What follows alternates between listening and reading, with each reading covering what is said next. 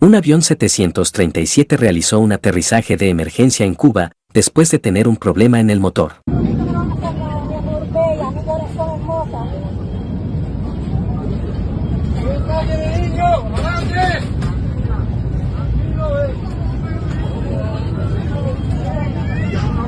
Afortunadamente todos los pasajeros y la tripulación fueron evacuados de la aeronave y no se reportaron heridos.